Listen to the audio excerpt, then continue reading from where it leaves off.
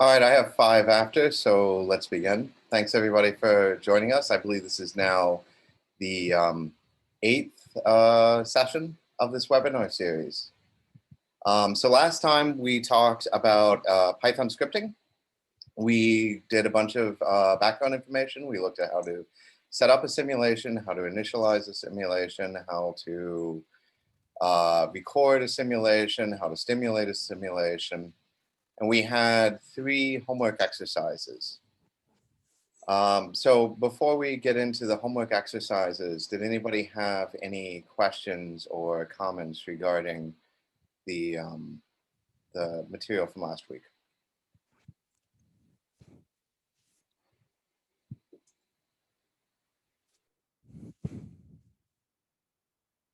No.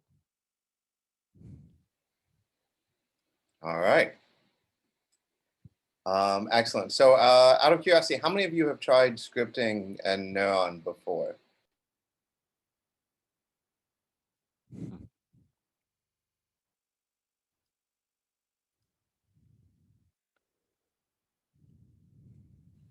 Okay, great. So several people. So this time, instead of a fire alarm, I'm at home, so we get the cat instead.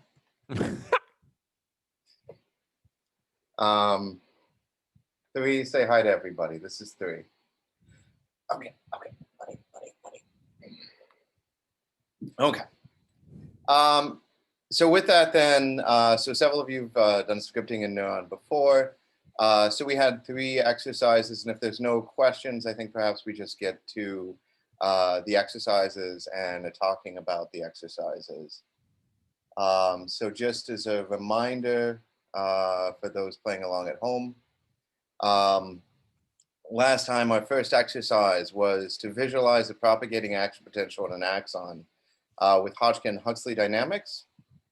And we said to trigger your action potential using a current clamp, and then to plot membrane potential versus position at several time points. You do have one person who has hand is up. Oh, yes, sorry, go ahead. No, earlier I should have said that, but I had confusion with NetCon. How does it work and all? I couldn't clearly figure that out. So I'll be glad to present something about that either in this session or later on in the regularly scheduled time. Okay, I thought so. So that's why it's okay.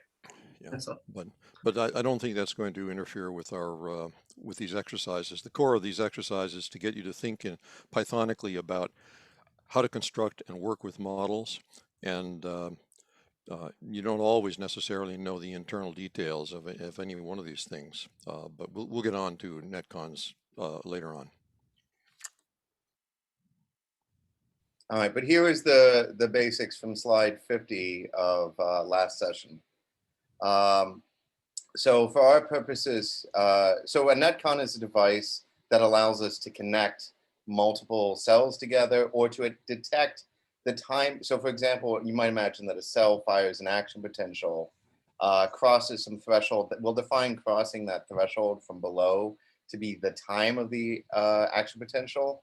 Although certainly there's some ambiguity as to what choice of threshold and whether and where you look. But let's just ignore this. So here, for example, we're saying that we're going to look at position 0.1 along the axon. So that's 1/10 of the way from the 0 end of the axon. We're going to monitor its membrane potential. We're not going to send it to anywhere, and then we just always have to say the sec equals to match the section here. We'll set some threshold, 0 millivolts, and then every time that location crosses this value, we're going to go ahead and record it into our spike times vector. And we'll see, and Ted has some materials on this, and we'll see later that you can use this infrastructure to connect multiple cells together. But for the purposes of the homework exercises, all you need to be able to do is to be able to detect when an action potential happens. And so then this will record the times that the action potential is. Hi, Robert, I just wanted to ask this. We usually write this variable dot record, no? Like spike times dot record.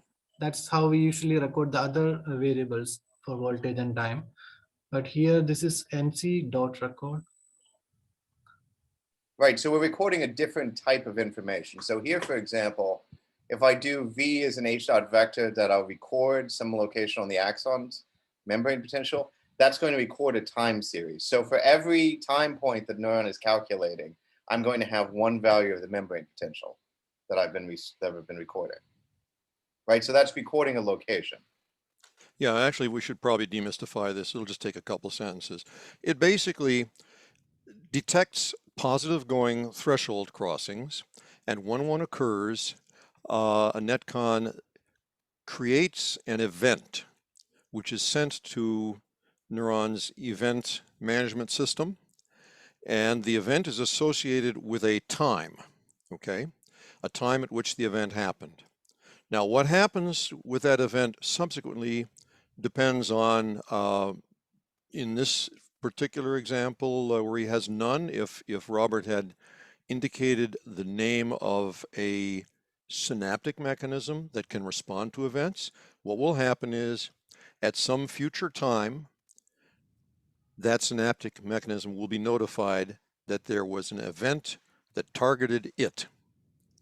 And that makes the synaptic mechanism do something. Okay, so basically this is just a way of detecting and threshold crossings in order to launch events. And we can forget about the details of how that works. I would just move on with the rest of the exercise.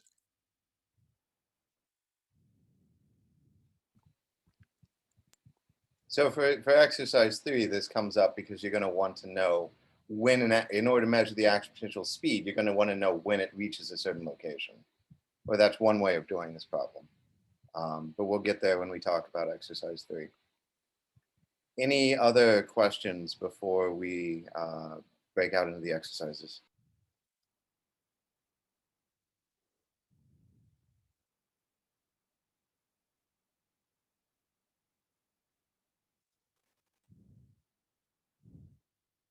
If the cell is a, if the axon is a part of an object, what would the argument have been? The third argument have been?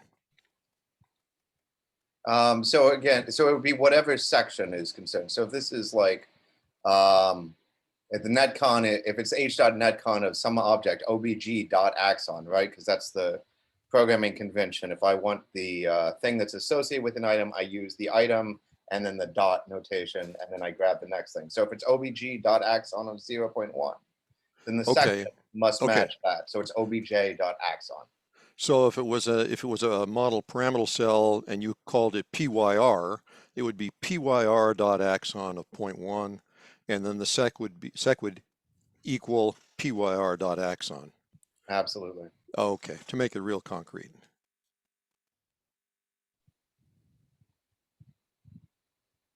All right. Any other questions on this before we get to the exercises, or anything else before we get to the exercises? Nope. All right. So then our first exercise was, our first exercise was to visualize the propagating action potential with Hodgkin-Huxley dynamics.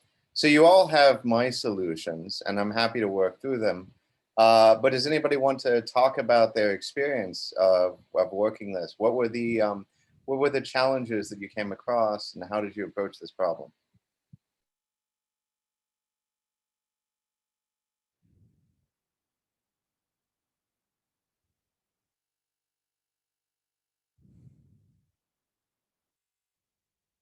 At this point, it's not whether your solution that you tried to develop yourself is correct or not. Remember that you're learning most rapidly when you make the most mistakes, okay? So your derivative of learning is proportional to your rate of making mistakes. So if you did something and it didn't work out, that would be worth discussing now, because it might reveal a misconception or something that needs to be clarified.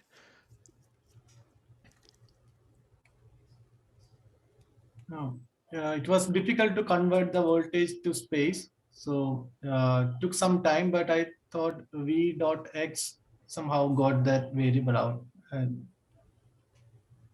So that's certainly true. You could record, you could imagine that you might want to record just advance the simulation for a little bit, loop through all of the voltages for seg in sec, or I guess for seg in axon, and then grab seg.v, and then that's going to be a spatial distribution. That would absolutely work. Does anybody remember any other ways of plotting spatially like this?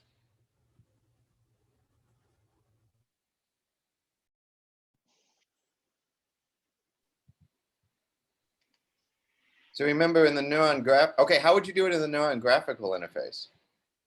How would you plot the membrane potential along the path in the graphical interface? Space plot. Space plot. And what's the analog of a space plot if we're working from the command line, from the Python prompt? Matplotlib. Well, matplotlib can come in there, but a space plot in particular is I specify a start point and an end point, and so the space plot is going to grab all of the locations of a variable in between those 2 points. Right? And so if I'm doing this with Python, I use the range var plot. I use the linspace to go through all the segments from 1 to 1001 and then corresponding voltages I plot. That would work as well. What happens though how would you handle a change in the discretization? Yeah, it's a bit difficult. Yeah, I had to change that number of segments in the linspace. All right, so let's look at some. Other options. Did everybody have the opportunity to check out the solutions that I shared?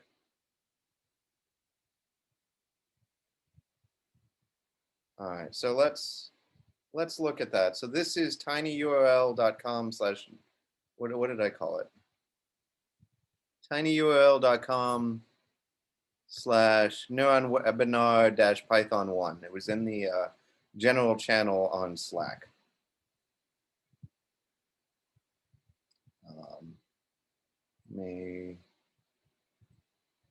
Having trouble finding my screen. Hold on 1 second. There it is.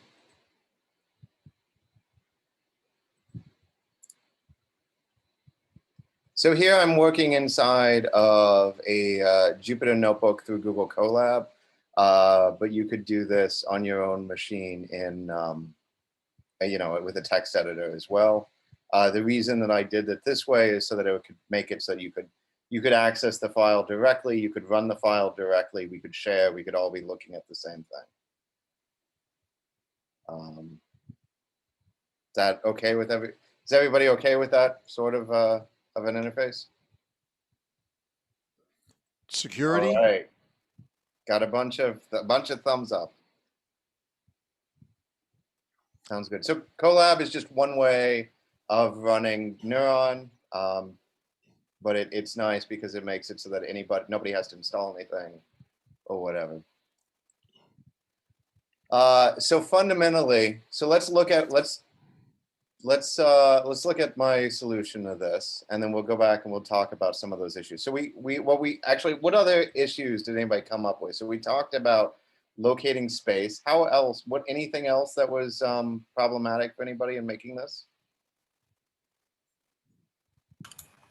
So I didn't know about the range var plot.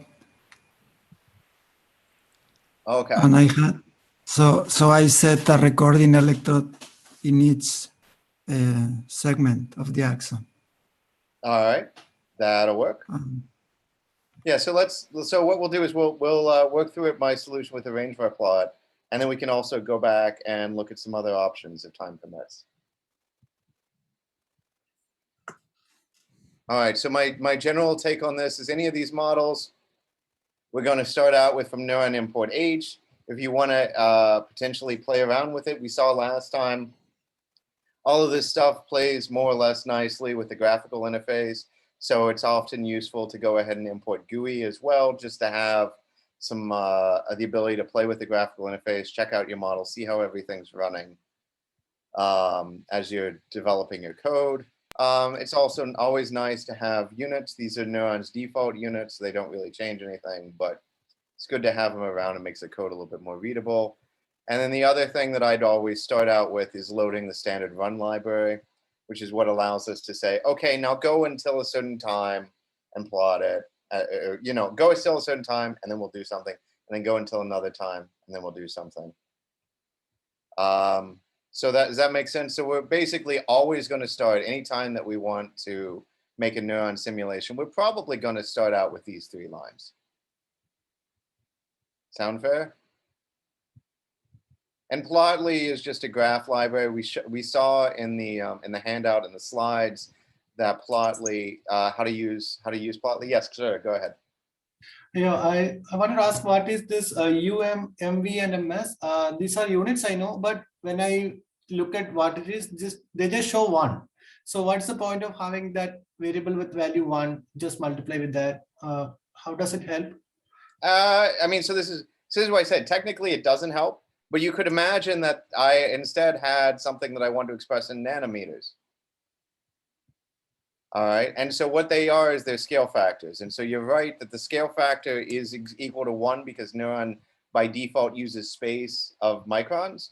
But if you wanted to measure centimeters and you could write it as so many centimeters, it would still work. If you write it as so many nanometers, it would still work. Okay. Well, for example, you might have a model of a particular kind of structure in a cell where there is a gap that's specified as a 10 nanometer wide gap across which diffusion is supposed to occur. And that might be an important parameter in your model. And so you may be using source values from other literature which specified the size of that gap in angstroms. And so when you have these different units floating around, it's very helpful to have predefined units, because then you can do things that take care of scale factors very nicely for you. I'm not sure if Robert has an example up his sleeve at this very moment, but boy, it comes really handy when you're building models and based on experimental findings in the literature. Okay, so this is for the ease of coding and readability and not for actually unit checking, right? It won't actually give you errors, say, if the units are not matching. That is correct. It will not give you unit. It will not do anything about errors, but it will allow you to write, you know, so many centimeters, and then it will scale it appropriately. So here's an example. This is actually the example in which this came up. So if I look at circadian rhythms, which is actually the very first scientific poster I ever presented was on circadian rhythms. And if you look at, I mean, so these are things that cycle over a period of 24 hours and deal with very low concentrations. So if you look at the literature for circadian rhythm models, you'll find things expressed in like, for example, this is a variable that was expressed in nanomolars per hour. Now I could convert all of that. There's nothing wrong with converting it all to neurons default units. Millimolars per millisecond. I could also just write it as nanomolars per hour. So you didn't actually have to refigure any of those values then. You just used what you found in the literature. Absolutely. Yeah, Everything was, yeah. Really right.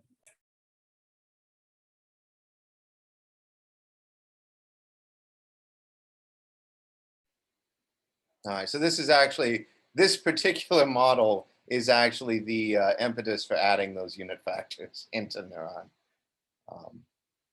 But they're generally useful, and they also have the advantage of making it easier, because if I write, let me just go back to the way it was. If I just write 1001 and you're not used to it, you know, if you're not used to Neuron, you're like, well, 1001 what?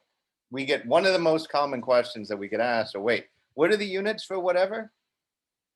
So if you just write the units, you avoid that problem entirely. Self-documenting code. Do you have another question? Is your hand just still up?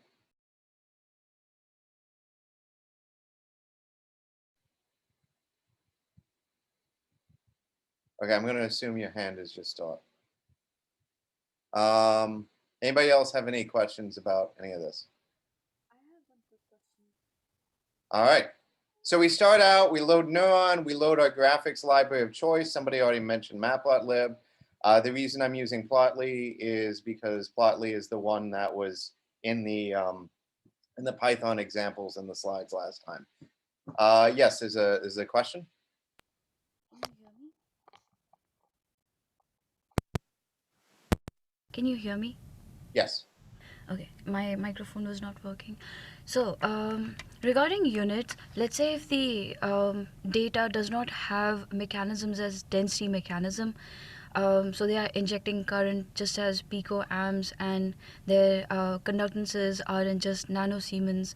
How do we compare those for our model as density mechanisms, as in like per centimeter square or something like that? Well, you have to then know something about the anatomy that they're assuming. Buried in such papers will be a statement that says they're assuming a cell with a surface area of however many square microns and a volume of such and such cubic microns or nanoliters or picoliters or whatever it is. And so then you are then tasked with the difficulty of trying to structure that in your model specification. There isn't, it really not a, it's just tedious. It's not intellectually challenging at all. Somewhere they'll give you some information that will allow you to do that. For example, they may not tell you the surface area of the cell, but they may tell you instead the total membrane capacitance of a single compartment model.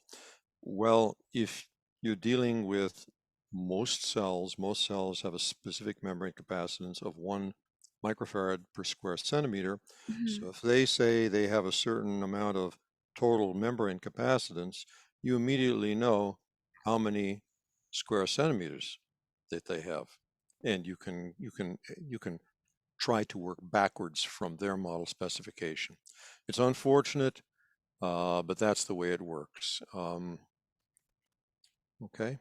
Okay, thank you. You're welcome. You see that mostly in papers that don't use NEURON, maybe matplotlib or Fortran or C. Okay. Yeah, that's true. Yeah. Yeah, NEURON works best when we can talk about things in terms of surface areas and all of that. It's really intended for biophysical based modeling. All right, so in any case, we can load our libraries. We can define a region, so things are going to happen on a section. We give it a name. Obviously, we have to pick a certain length and a diameter. So we can just run these here. Shift Enter, by the way, in Colab runs any individual block of things. I give it 1,001 segments. It was a sort of an arbitrary choice, except one thing. What's the one thing that I do want you to do always? Ted wants it too. Odd numbers, odd numbers. Odd numbers, all right. We can insert Hodgkin-Huxley channels into the axon. So this right now is going to look very similar to what we did at the end of last class, where we looked at a single point and measured the membrane potential at that single point. Now, however, we're going to measure it across space. As before, we want to inject a current clamp. We use an I clamp. I clamp is I for current. Clamp, we'll just position it at the beginning of our axon. It'll start, here I'm not even using my units, but here it'll start with a delay of 1. That means that until time 1 millisecond, there will be no injected current. And then for the next 0.1 milliseconds, there will be an injected current. How much current will be injected? 1 nanoamp. How did I pick these numbers? They seem to work. That was really it. Once I get the cell going, it really doesn't matter. I mean, this is one of the fundamental properties about Hodgkin-Huxley dynamics, right? Doesn't matter that much about how I start the action potential. it's going to propagate in a very stylized manner.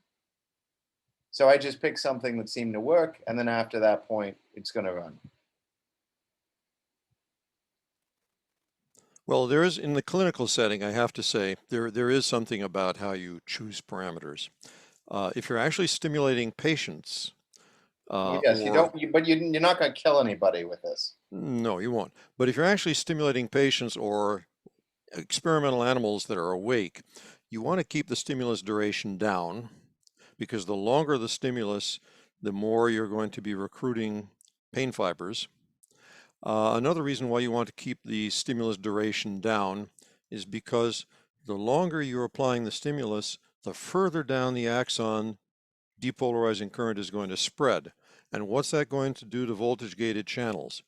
It's going to affect their state of gating when the spike is finally triggered and starts to propagate.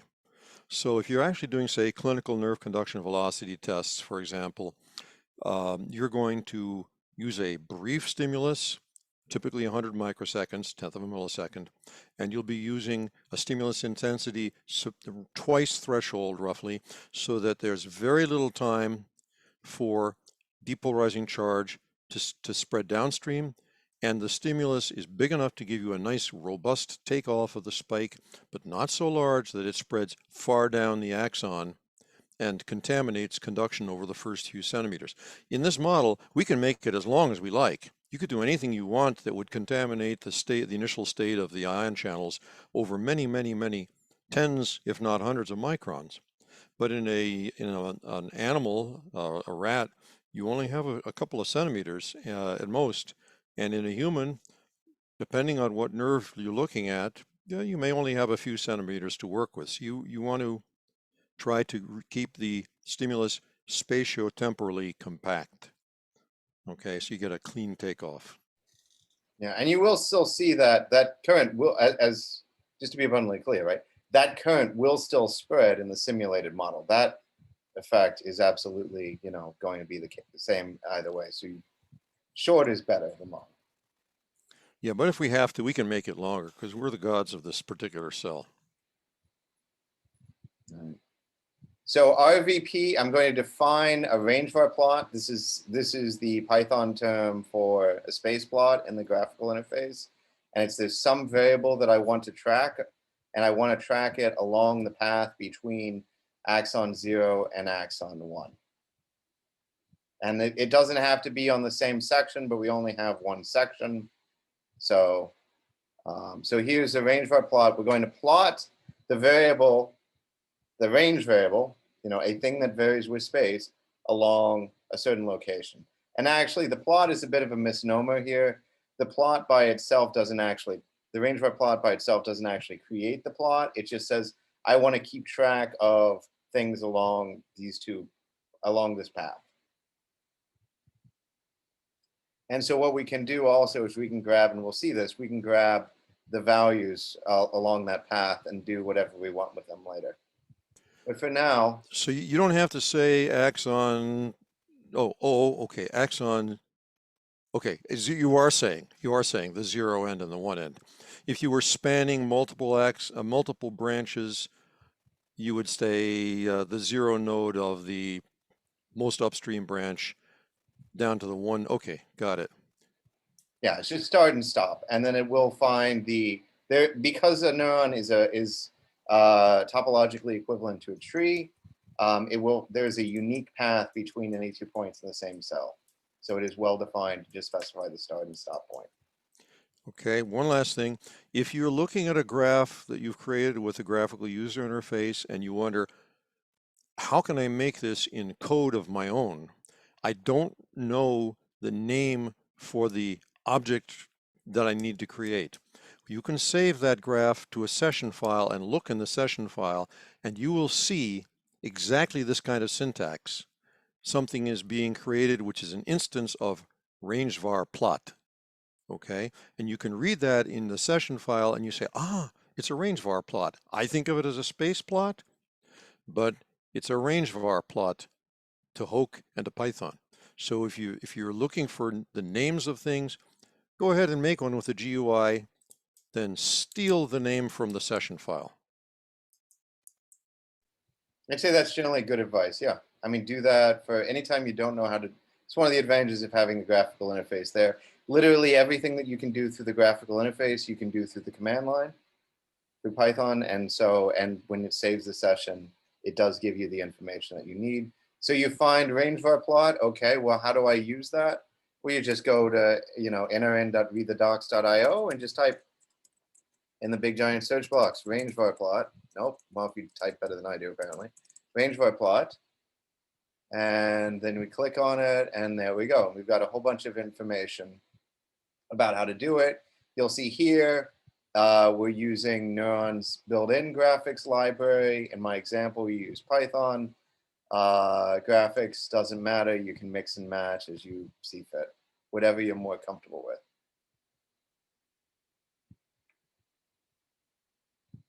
You can see lots and lots of docs. So there's several methods that are available for range var plot. I will point out this other one here, range var plot.vector. So if I have a thing and I do a dot vector, it will return a copy of all of the state variables along the path. And if I do from vector, I can take a path worth of values and force those into the cell, and it will distribute those along the path. So that's kind of fun little manipulation of paths within a cell. Is that those are all double precision values then? Should be. This is not like GUI's vector copy, vector paste thing, which is only single. This is double. Good. There's some question as to whether double actually means anything, but when we don't know the parameters to that level of accuracy, but that's a whole nother mess. Sorry, go ahead. I wanted to ask, is there a way to get all the variables available, all the range variables available for the plotting? Like, can you list it or something like that? Absolutely. So let's do that. So right here, I'm just going to go ahead. So I have my thing called RVP, right? Well, actually, sorry. I created my thing called axon. And anytime that I have an axon, a section, I can do .p section to get all of its properties. So let's see what we've got. A lot of stuff here. Number one apparently. What is happening here? You have 1,001 compartments. Oh, yikes. Let's not do it in axon. Well, change its nseg. You can change its nseg. Make its nseg be 3, something tractable. And then you can do. I'll be even more brutal. Okay. Sweeney Todd enters the programming field. Yikes. So anyway, so I can do .p section, and it will show me all of the things that are associated with the axon. So in particular, this axon has a mechanism HH that's associated with it, and it has a number of parameters. So EL, so I could ask for HH.EL or GK or GK bar. Right. And you don't have to change the nseg, right? We can write axon 0 of P section. No. So that makes sense. That's a great idea. I don't know how we don't support that at the moment.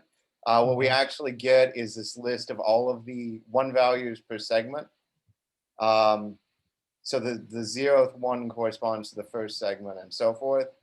I like the idea. Maybe we'll do that. I don't know if it should be P segment then at that point instead of P section, since it's a segment. Well, but we'll think about it. I like that idea. Maybe you could specify the name of the segment as the first thing. Axon, and then is there a way of putting an argument in there that's the segment? Axon parens 0.5 or axon parens 0.1? Then that's a little redundant, right? So I mean that would be axon twice. No, I mean before the first period. Right, but then that's a segment. That's the segment question. Oh, and segments don't have a P section? They do not, but I think that's a great idea. Why don't we do a segment P section? Because then you can just say axon parens 0.5, and you get exactly this for the segment that's containing 0.5.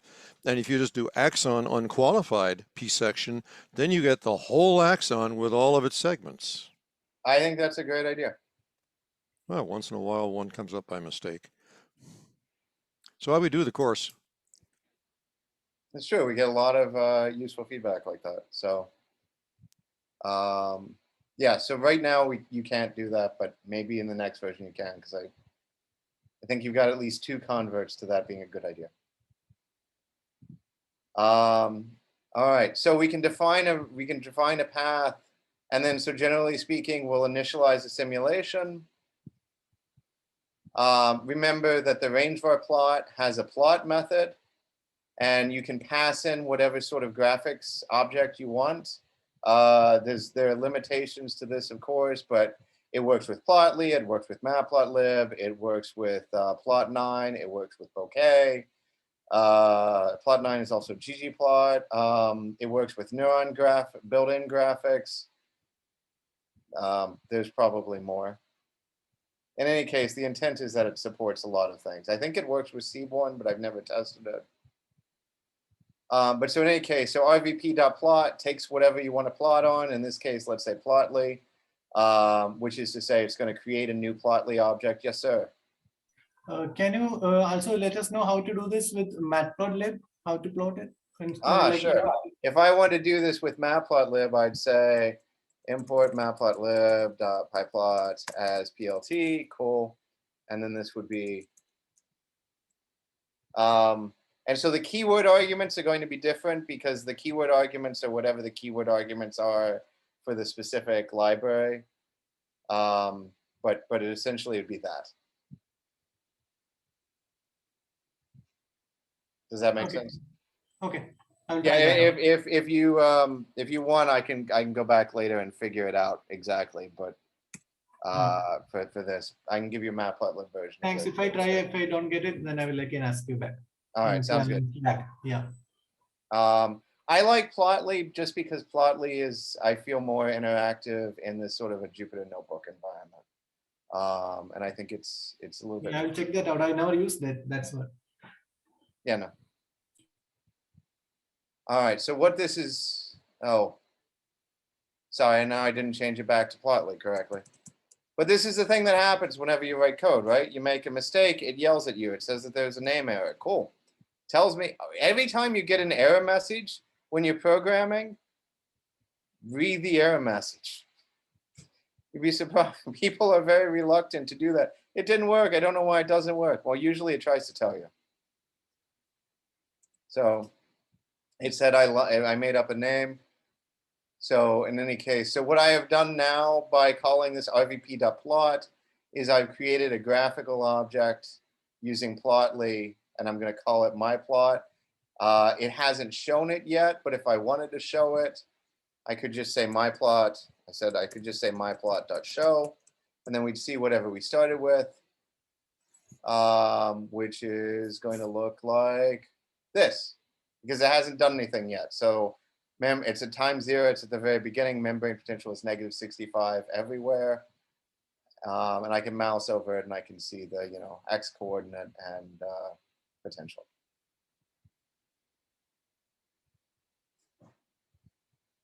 All right, so then what I can do to build it, so that's how I make one graph. If I want to do it again, I'll continue run it for a little bit, and then I'll plot it, and I'll just keep passing back in my graphical object. So I'll plot on top of the thing that I already have my new plot. So I'm going to run it for until time 0.5 milliseconds. And then I'm going to plot it along that path. Again, the x-axis here is space. It's not time, it's space.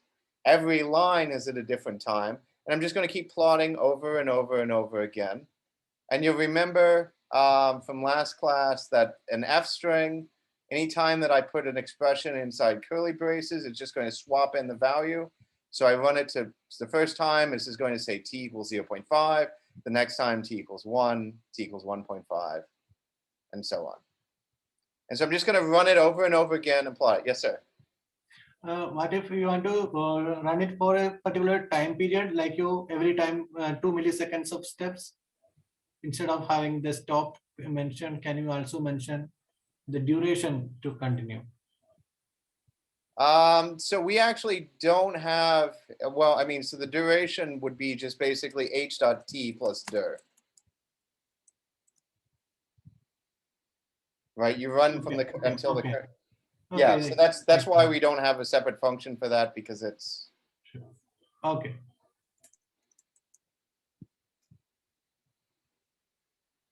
in any case. So we can run this, we can plot this, and get some pretty little labels. Update layout, all of that's in the basic Plotly syntax is in the handout from the other day. Again, if you like matplotlib, you can do the same thing. And then so we'll see that each curve, you know, so here's the t equals 3 curve. I have the x-coordinate is position, y is membrane potential. And so roughly speaking, if I were to isolate these, you know, at 0, it's flat everywhere because nothing's happened. Well, what about at 1/2? I said, at 1/2, it's flat everywhere because nothing's happened. At 1, it's flat everywhere. But remember, our current clamp started at time 1. So by 1.5, we see the left edge is beginning to go up. By 2, it's still going up on the left edge. By 2.5, we're at 0 on the left edge. By 3 milliseconds, in fact, the peak is now not even at the left edge. The left edge is on the way down, and the peak is maybe 245 microns out. And then we can go further. And by the way, what I'm doing, so this is the 3 curve. Then at 3.5, we've moved further. At 4, we've moved further. The left edge continues to drop. The right edge is at the peak, and so forth and so on. And by the way, so the way that I'm doing this with Plotly is I'm double clicking to view an individual line at one time. All right. And so what if, so you'll notice that I did this for 1,000. Why did I pick such a long path? I picked such a long path because if I did it for 100, I couldn't really see any variation. And you might argue it's not quite long enough because nowhere do you see a fully formed stable spike waveform. That's true. So You this could is one of say you might want it to be several wavelengths long. So you might want that to be more like 5,000 microns. it's easier to add a 0 than a delete. Yeah, okay.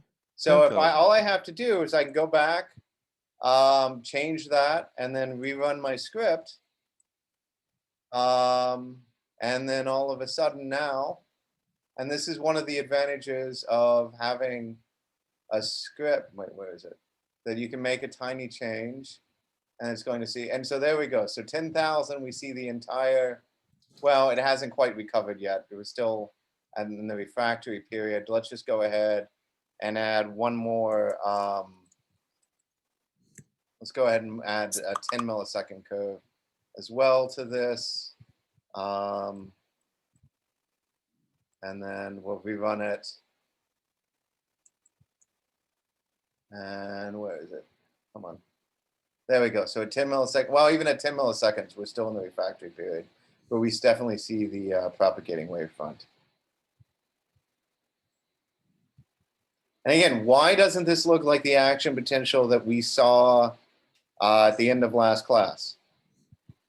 The usual example of an action potential is it goes up, it goes down in the refractory period, and then to the right. Why This is isn't the it that? spatial. This is the spatial representation. Exactly, because this is space, not time on the x-axis.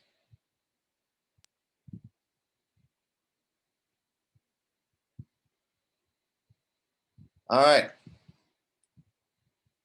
What happens if the axial resistivity is higher? Before we do it, I mean, so hopefully you've all done it, but what happens? It's a single line change, right? What happens if the axial Slows down. It slows Sorry? down that. It slows down the action potential propagation.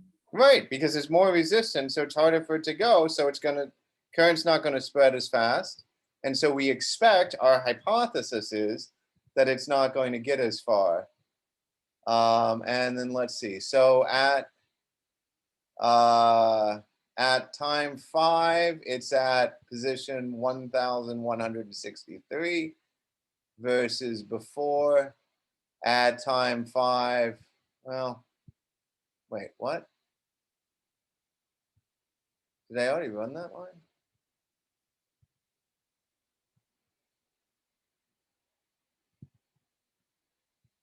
Let me just restart and run all because I'm going to rerun my script because I'm worried that I may have messed with it a little bit. So let's see what happens. Remember, if you're running this on your own computer, basically, I think of this as I just type Python. There we go.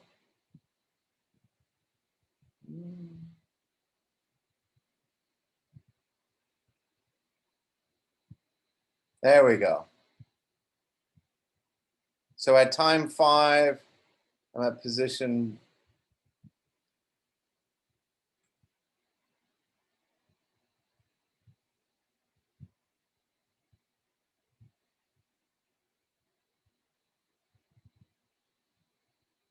Okay, well, I'm a little bit, it's definitely more bunched up, but it's not as dramatic as I was expecting, but it's definitely more bunched up here, right? There's more of the peak is about at the same position.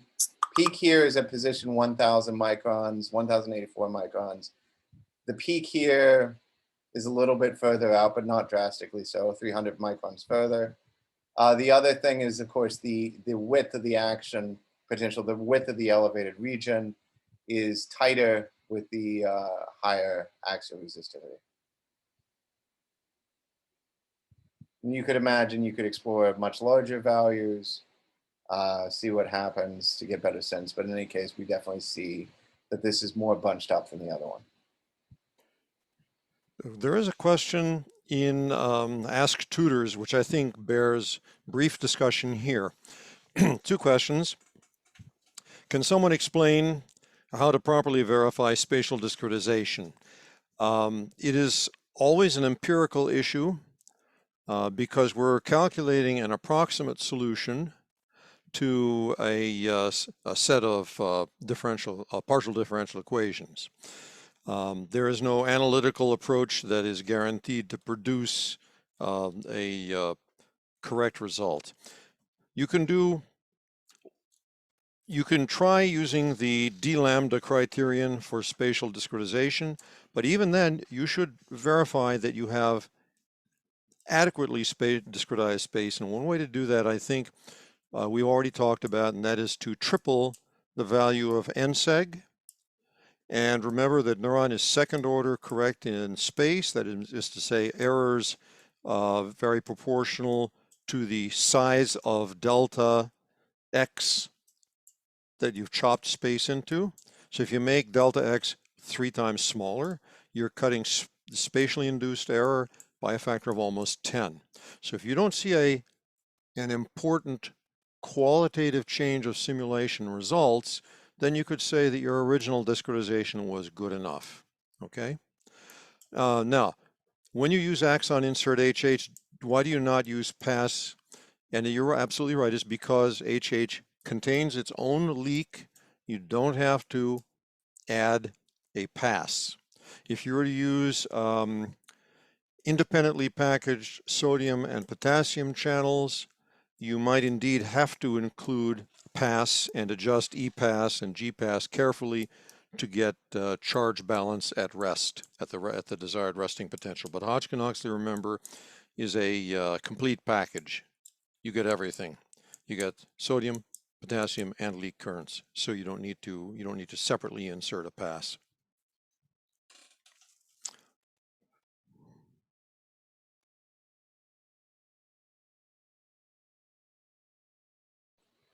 Agreed. Any other questions on the first exercise before we move on?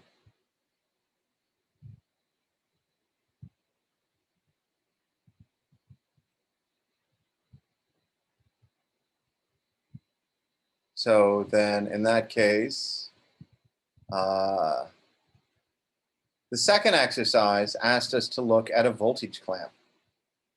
And the basic setup is going to be the same. So, compare the Hodgkin-Huxley sodium and potassium current responses to being voltage clamped at V equals 0 millivolts, and then try voltage clamping at several different potentials, and then see what happens. And here is a figure that I got when I did that experiment before. Now yours, well, let's say. So what are our, so first of all, what is a voltage clamp?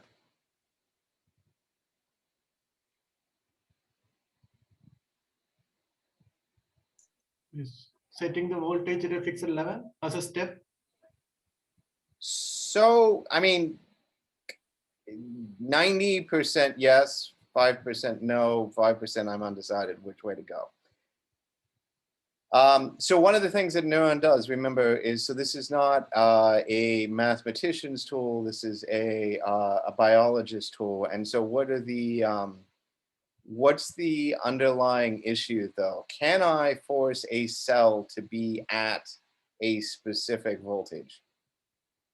So when you try, the cell will try to resist and the current will be recorded. Right, and so there's a potential, I mean, so I'm using either a single electrode or 2 electrode voltage clamp, and there's resistance that's associated with it. So there is some possibility that the cell membrane potential is going to vary ever so slightly. But yes, conceptually, certainly, depending on those parameters, but conceptually, we want to force it, and then we're going to monitor the current that we have to inject to force it to be there. But the subtle point that I want to make is that it's not necessarily exactly at that value at every time point.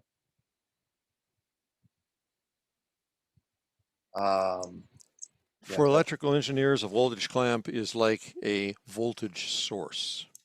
Okay.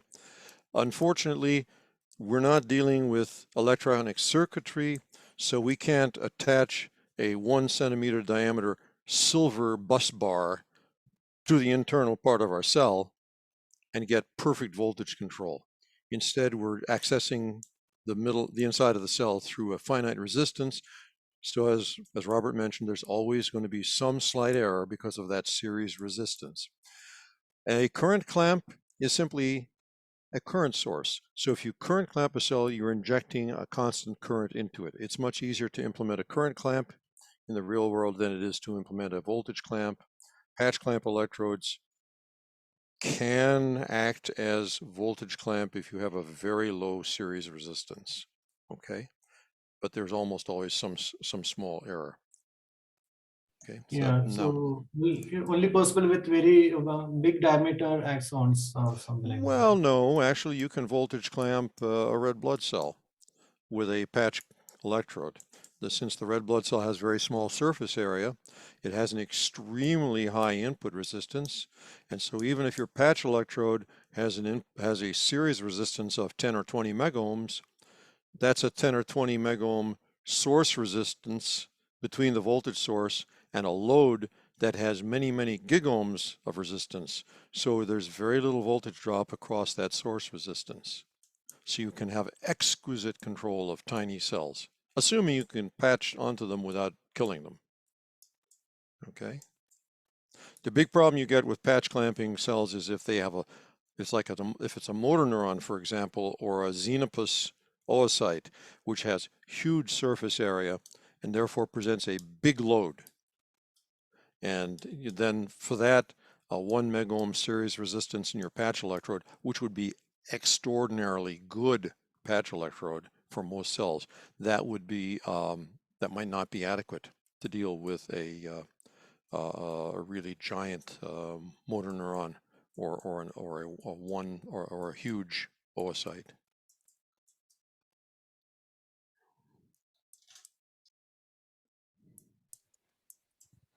All right. So by the way, one other question. So this last question here says, plot the potassium concentration over time. During the implication here was during one of these voltage clamp experiments. What would you expect?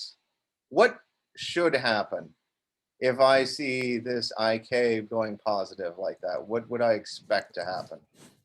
Concentration where? Well, that's an interesting point. Pick one. Pick a place. In Canada. No, I mean, so there's two options, right? There's two reasonable options, which is inside of the cell membrane or outside of the cell membrane. because certainly this is a current that's going across the membrane. So you could look at either one and they're both interesting. But let's say, for the sake of argument, let's say inside. What would we expect to happen to the potassium concentration if the potassium current in our usual sign convention is positive like this? For a real squid axon, I wouldn't expect to see any measurable change. That's certainly reasonable. But measurable is an interesting choice. Interesting choice of words. Why did you mention that? Faraday's constant. Go on. Takes a heck of a lot of charge to equal a tiny amount of monovalent ion. It takes thousands, tens of thousands of spikes propagating through a squid axon to run down either the sodium or the potassium equilibrium potentials. Absolutely. Now, what if instead it was the same dynamics, but on let's say a mammalian axon? Or what if instead we said, okay, forget your giant diameter axon, which is a huge swimming pool full of ions. What about the outside of the cell to which are adherent satellite cells? And between the satellite cells and the, or glia, if you want to call them that, and the axon itself is this little area of restricted diffusion that might be, this is the so-called Frankenhauser-Hodgkin space. Yeah, it might be a few microns thick. So there is restricted diffusion and a finite time constant for equilibration between that space and the bath. The bath is huge. Its concentration is never going to change, not measurably. The inside of the cell is relatively huge, but that Frankenhauser-Hodgkin space is rather small. And there you could get tremendous potassium accumulation. Yeah, go ahead, Salvador. Yeah, I just wanted to comment that, I was expecting that if the cell is small, then the intracellular potassium concentration could diminish. And if the extracellular space has a small volume, the extracellular potassium concentration could increase. But at the same time, the record you showed give away the answer, because once they reach a steady state, the current doesn't change. So that means that the electromotive force is not changing. Therefore, the potassium concentration is not changing. Well, that's true, but that could be an outcome which is embedded in the equations that Robert chose to solve. Maybe his conceptual model, does not keep track of net charge movement of ion, and therefore it assumes that EK doesn't change. And in fact, that was exactly Hodgkin-Huxley's assumption. They were not, so they're assuming this in part because, as Ted mentioned, they extra get away with this because the squid giant axon is very large, and so any individual change does not make a measurable change. But even if they were doing this, even if you were doing this on a small axon, it's still not part of their explicit model. And so therefore, if you do a Hodgkin-Huxley, even with a 1 micron diameter, it doesn't matter how small you go, NEURON's not going to change the concentration unless you tell it you want it to, because it's not part of the Hodgkin-Huxley model. You're going to need to add some extra change to your model specification. So this is a trick question. It's not a trick question. I object to that. Plot the potassium concentration over time. It doesn't change. How does that compare to your expectations? What? And we can explain it. I don't know. But yes. Okay, so what's in the computer is not what's in the real world. That's basically it. If you want something to happen in the computer that happens in the real world, you've got to make sure you give the computer the equations that describe that. You have to build it into your hypothesis and then implement that mathematically in a computational form. Absolutely. So you have your conceptual model. You have, so like whatever's there, so there exists the real organism, there exists whatever's in your head, and then there exists whatever's in the computer. And those three things, none of those three things are necessarily the same. Well, two of them definitely can't be the same.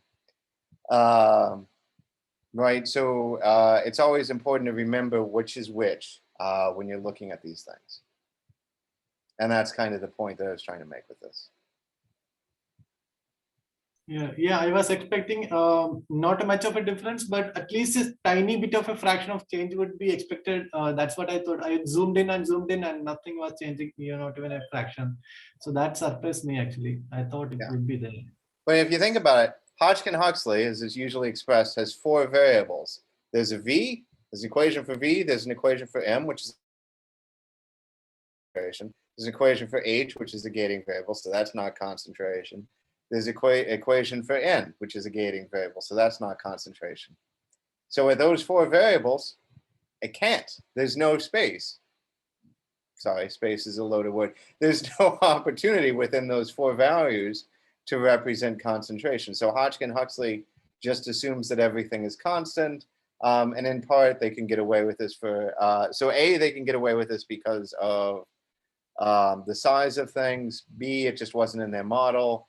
And C, I mean, you could assume that this is all sort of a homeostatic mechanism that's able to maintain it in a normal mammalian cell. You don't necessarily, I certainly do not mean to suggest that you should add dynamic sodium and dynamic potassium, because I think 90% of the time it's much more hassle than it's worth, because it's going to, the cell is homeostatic mechanisms that are going to hold this steady enough to not affect your dynamics.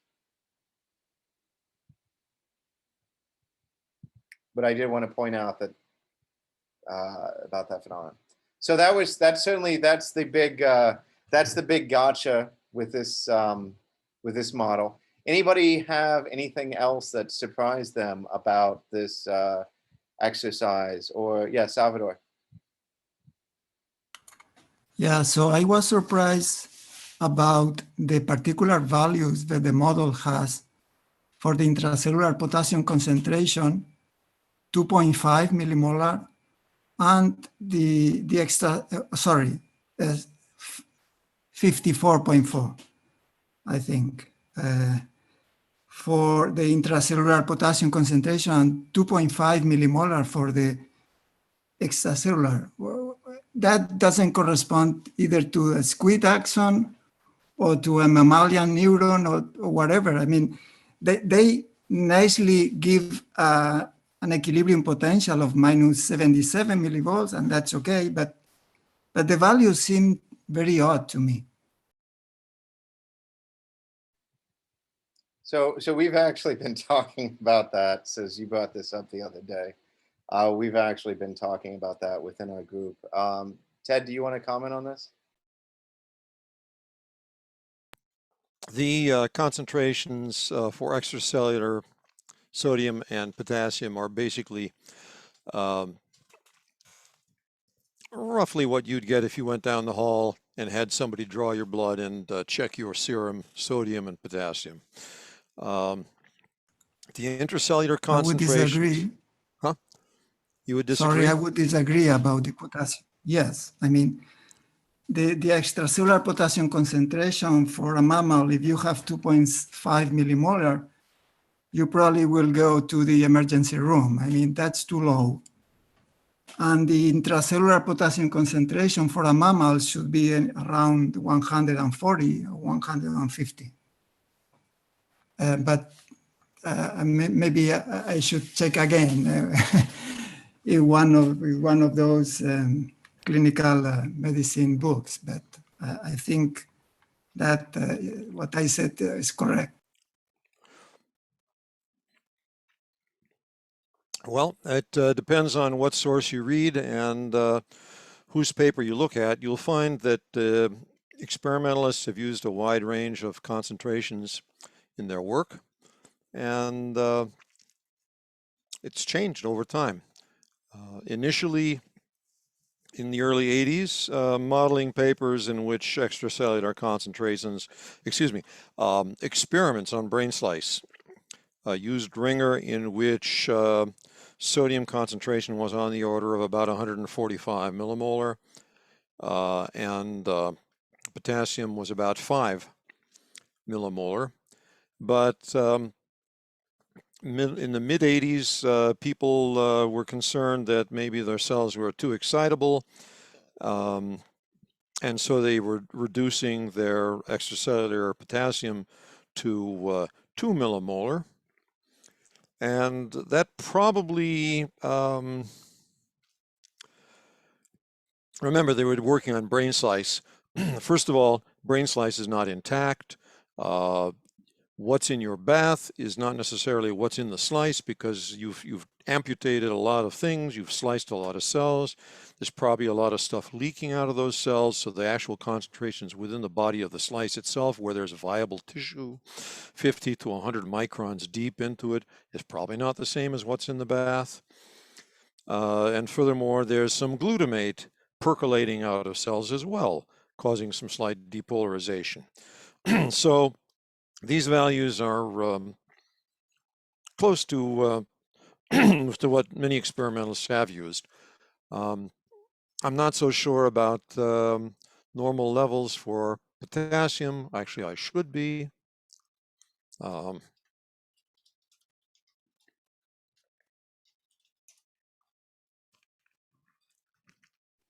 I'll just also say this is one of the nice things about NEURON. If you don't like the value of potassium, set it equal to something else. And then so you can literally, not only can you read these things, you can set these things. You can force your bath to be whatever you want it to be. You can force the inside of your cell to be whatever you want it to be. And that's extremely important for testing certain hypotheses. Obviously, well, actually, I mean, I think that's part of how Hodgkin and Huxley did some of their experiments. They changed the bath concentrations, didn't they? well, they did that for very specific purposes. But you can do it here. You can certainly do it here. And basically, the only thing that everybody agrees on are the parameters of the Hodgkin-Huxley model. Okay. The clinical range of normal concentrations varies from lab to lab to some extent. The low level for serum potassium that's normal in human is on the order of 3.5 millimoles, maybe 3.7, 3.8. What you use for a slice experiment is going to vary from lab to lab. So never accept the default values, except maybe for the Hodgkin-Huxley parameters, period. And remember that they did not explicitly include concentrations of ions in their model. They had stuck with reversal potentials.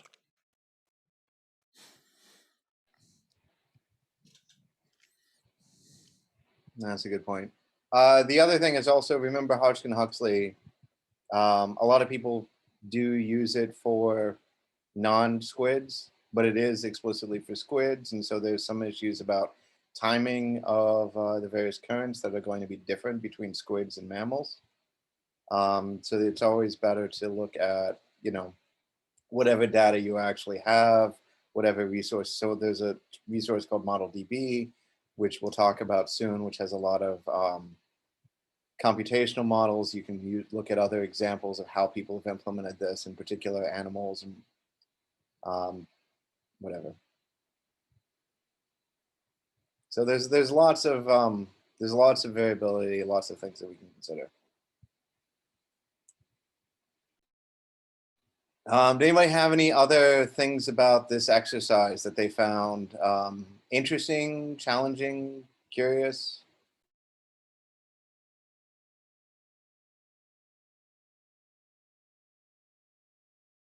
Yeah, go ahead. Yeah, the other question was, I didn't understand really the difference between the single electrode voltage clamp point process versus the voltage clamp. I know it's recommended to use the single electrode voltage clamp, but Okay, didn't the understand.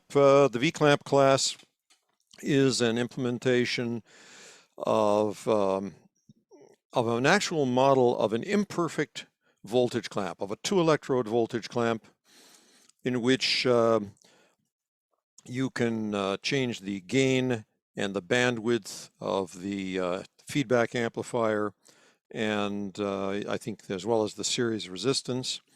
And this is only principally of historical interest at this point. Currently, everybody who's doing voltage clamp, just about everybody who's doing voltage clamp on cells in brain slice, is using single electrode with a patch. And there's different ways of implementing that. One is time sharing the electrodes so that you're passing a current through it, and then switching off the current and waiting for the capacitive electrode transient to dissipate before you sample the membrane potential, calculate a new potential to use to drive your current passing electrode, and then pass current through the electrode again, the so-called switch clamp, or simply just treating the clamp as a voltage source between the cell and which there lies a series resistance, which is the electrode series resistance. And if you need something more complicated than that, because you're interested in some experimentation artifact with a particular type of equipment that you're using, let us know and we can maybe help you with implementing a proper representation of that. But for most purposes, on mammalian neurons, central neurons, just use the single electrode clamp, SE clamp. That gives you a series resistance, a clamp command potential, and parameters that control when it turns on, how long it, what is the pre-command voltage, what is the command voltage, and what is the post-command voltage. Okay. And just to throw some more words out Thank there, just throw a few more words out there. NEURON has a tool that you can use graphically or programmatically called the linear circuit builder, which allows you to build arbitrary representations of linear circuits. So resistors, capacitors, amplifiers, that sort of thing, and see how that's affecting. So you can build models like that without having to dive into mod file equations, if you so desire. And there's, I think, if you go on the NEURON website, there's a tutorial on the linear circuit builder. All right, so you've all seen my solutions for this. I'll just step through them really fast. I start out with, I load my 3 libraries, my 3 lines that I always do. I load my plotly graphs. I'm creating a section because all of this stuff in NEURON happens in a section. It's going to have a certain length and a certain diameter. So here I'm thinking, well, I guess I'm thinking sort of mammalian. I'm just going to have a single point model with the soma. It's maybe 10 microns in length and diameter. You could, however, obviously, if Hodgkin-Huxley was about an axon, so you could certainly have an axon appropriate geometry here. And it may have some subtle effects on how everything looks. And then I insert Hodgkin-Huxley channels the same way we always do, h.h.h.insert into be it a single section or a list of sections. Fundamentally, the main object is this single electrode voltage clamp or SE clamp. We're going to put it in a specific location. And then it has a ton of parameters, but really it's just amp 1, duration 1. So until, from the beginning of time 0, until duration 1, so 5 milliseconds, it's going to be the value of amp 1, so -65. I'm going to force the cell to be at -65 millivolts originally. And then for a period of 20 milliseconds, I'll force the cell to be at, say, 20 millivolts. And then for a period of 10,000 milliseconds, I'll force the cell to be at negative 65 millivolts. And the reason being, I just picked a big number. I'm not going to run it for 10,000 milliseconds. I just picked a big number. So until I stop caring, I want to force the cell to be at negative 65 millivolts. If I don't specify a long time, then eventually the voltage clamp will just end and the cell will be free to do its own thing. Now, if I want to record things, well, first of all, anytime that I'm recording a time series, I should always record time, because otherwise, how am I supposed to know where things go? If you're using fixed step, there are ways around this, but it's just, if you're using variable step, there really is no way to know when time happened except to keep track of the time. So record the time, I'm recording the current, so the concentration, the current. I'm recording the current INA. So remember, it's dot underbar ref underbar anytime that I'm recording something, and then INA for the current. There's a whole table of examples in the slides from last time. But generally speaking, if I have an ion and I want the current, it's I, the ion. So potassium would be IK. A calcium current would be ICA, and so forth. So here I'm recording the sodium current and the potassium current. And then all I do is I'm just going to initialize my simulation and run it. And I'll run it till a certain time, 30 milliseconds. And then I'll say, go ahead and plot these two things. And again, this is the plotly, just because that's the example of graphics libraries in the slides. If you like matplotlib, that's cool too. And then so here I see the, when I'm voltage clamping at between times 5 milliseconds and 25 milliseconds to be 20 millivolts, potassium current goes negative.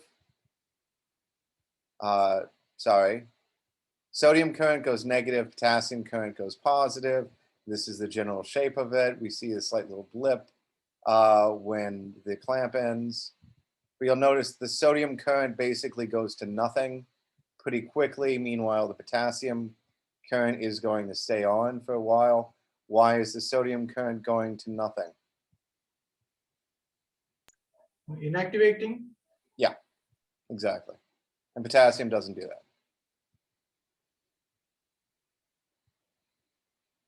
All right, so does this example make sense? So this is for one. Any questions about doing it for that one particular voltage clamp? And then this is the beautiful thing about programming. So now I want to do it for a whole bunch of values. I can just use a for loop. I can just say, I can do exactly the same thing. I'm going to voltage clamp. I'm going to set amplitude 2, because remember, we're starting at the beginning at amplitude 1, which is sort of my baseline. We're ending at amplitude 3, which is also back to my baseline. And then I'm going to, in between, have a certain value. And then I can just do a for loop, just loop over a whole bunch of values. So here I don't think we actually talked about this syntax, but this is equivalent. And let me just write it the way it is equivalent to. This is negative 80, negative 70, negative 60, negative 50. No, this is why I didn't do this. Negative 10, 0, 10, 20, 30, 40. But Python has a syntax that allows you to count like that, and that was the range expression that was there before. So I'm just going to try out clamping to all of these values, run it, and then I'm just going to plot the potassium current in a potassium figure and the sodium current in a sodium figure. No reason that I can't have more than one figure being defined at the same time, so I just went ahead and did that. And then I had it plot everything out and show it. So here is how potassium currents are changing over time with the different membrane potentials, and here clamping, and here is the sodium currents. By the way, one other thing that I'll point out. So we've talked about voltage clamp as if it was to a specific value, a fixed value. We've talked about current clamp as if it was fixed to a specific value. But just like you can do a vector dot record and store the values of a location, you can do what's known as a vector dot play. And maybe we'll look at an example of this later, but you can do a vector dot play and assign dynamically values. So you can pass in arbitrary membrane potentials that you want to membrane potential variations over time, or currents that you want to inject. All of that stuff you can specify. You can do the same thing for well, basically anything in NEURON that you can record, you can almost always play into as well, and assign and force specific patterns. So you can do arbitrary things. It's not just off and on. Fun fact. All right. So any questions on how we went from one clamp experiment to just doing a whole bunch? It was literally just a for loop and then changing the variable that changed. We didn't need to set anything else because it already existed.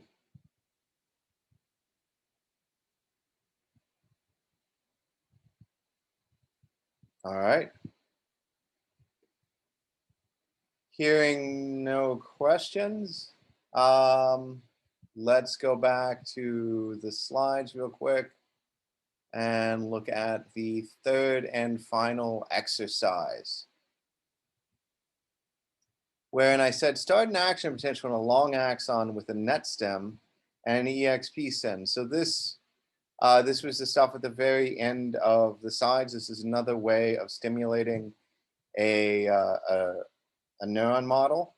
So basically EXP send is going to be a type of synapse model, and in particular it's an exponentially decaying synapse. Synaptic current, and NetStim is just a way of saying, hey, I want an input at a specific time, or maybe a train of inputs that could have some Poisson noise or not, if we wanted. But for our purposes, we'll just create a single input. But really, all of this stuff is pretty consistent regardless of how you start it. Again, this is because of the properties of Hodgkin-Huxley propagation. So if I looked at the action potential propagation as a function of position, I got this weird little U-shaped thing happening when I did this. And so obviously the details of the value that you're going to get depends on the choices of, well, what does it mean to be a long axon, right? How big, how long? What's the actual resistivity? There's lots of parameters that could affect the wave speed here. But fundamentally, what's responsible for this weird little U shape? Anybody have any intuitions on this? At the ends, the direction of ions in only one direction, and in the middle in two directions. So it's faster during the initial points and end points at the ends. That's a good guess. There's actually some asymmetry to the proximal end versus the distal end if we were to fold this at the half point and overlay it slightly. So there's a little more complexity than that, but you're right, it's boundary conditions. If you had an infinitely long axon and you stimulate it at any point, and the axon has exactly the same properties along its length, regardless of position, you would get exactly the same stimulus threshold to elicit a spike, no matter where you put your electrode to do the stimulating. Because every place you stuck your electrode, you would see exactly the same thing to the right or left. Infinitely long axon going off to the right, infinitely long axon with identical properties going to the left. Inject current in the middle. The current goes both ways, and you get precisely the same waveforms propagating away from your electrode. Now, what if you're next to a sealed end and you inject current into the axon just adjacent to the sealed end? Where can the injected charge go? Well, it can't go past the zero end, which is sealed. It can't go to negative values because there's nothing there. It's sealed. So all the charge you inject has to go off to the right. So it takes half as much current to trigger a spike at that location than it would to trigger a spike in an infinitely long cable at any location. Okay? Because all of the charge you're injecting at that point zips off to the right-hand side. Okay? And furthermore, when a spike begins to propagate, what happens? Sodium current begins to enter in the area, in the zone where the sodium channels are opening very quickly. In an infinitely long cable, those sodium channels, that current that enters that cell at that stimulating point, where your sodium channels are starting to open, that current, that depolarizing current from those channels, can zip off to the right end or to the left end of the infinitely long cable. That's an oxymoron, isn't it? The end of an infinitely long cable. But if now you have a seal just to the left of where you're injecting current, the sodium current that enters from those opening channels can't go off to the left. It can only go to the right. So all of that current entering from those opened channels is going to the right-hand side. None of it is being lost to the left, and none of your stimulus current is being lost to the left. So the first part of the initial 50 to 100 microns of the cable is really getting hit with a lot of charge. Okay? That can't go anywhere else. So it depolarizes very quickly, and that's why you have this very high conduction velocity over the initial 10s, 50s, 100 microns or so. Then when your spike finally is in the middle, where this red figure is right now, the depolarizing charge that enters there can zip off to the left and zip off to the right, so there's not as much charge available to force propagation downstream. And that's why the conduction velocity has slowed in the middle. But what happens when you're approaching the sealed end? As your wavefront approaches the downstream sealed end, the depolarizing charge gets to that sealed end and can't go any further, and it piles up on that membrane capacitance. And the closer the advancing spike gets to that sealed end, the more it piles up and the more it piles up. So it's getting, again, depolarized much more than it would have been if the axon had continued past the downstream end. So this is why you get this acceleration in the axon, in the spike, as you get close to the downstream sealed end. Okay?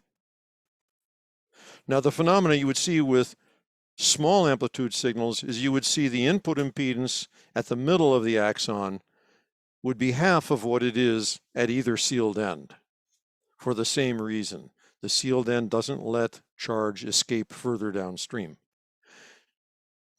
Mathematically, if you were to write an infinite series solution, it would look like it's being reflected from the sealed end. Okay, so if you moved your stimulus electrode, say 20 or 30 microns in from the sealed end at zero, that would be electrically equivalent to having an infinitely long cable and having two electrodes separated by 60 microns. And there you go, Robert, symmetry. Isn't it a beautiful thing? Mathematics. And then the depolarizing current spreading to the left from the actual electrode collides with the depolarizing current spreading to the right from the virtual electrode in the middle, and you get a rapid depolarization again at 0 microns. Okay? You can consider that to be a form of waveform reflection. Anyway. All right. So if you're going to calculate conduction velocities, make sure your axon is long enough that you can get a region in the middle far enough away from the sealed ends to avoid sealed end effects. And notice that that distance might be bigger than you might think it is. It's just one of the other things that we have here. So here we're seeing some sealed end effects that are continuing out maybe 150 microns from the edge. Yeah, pretty impressive. So, so I think we've pretty thoroughly captured the basic phenomenon of the third one here. Here's a question though, philosophically, well, not philosophically, how in principle do you, I mean, so you've seen my solutions, but how would you go about measuring the speed of an action potential in general?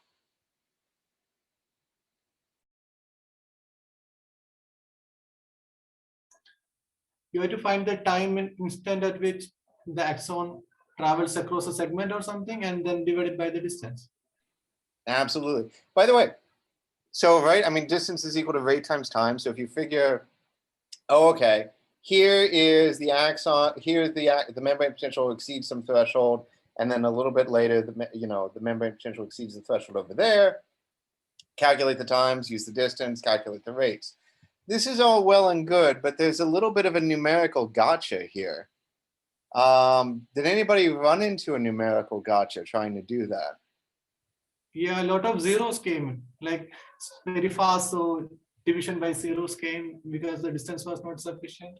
So had to increase the segments and distance, and a lot of frustration. The zeros out.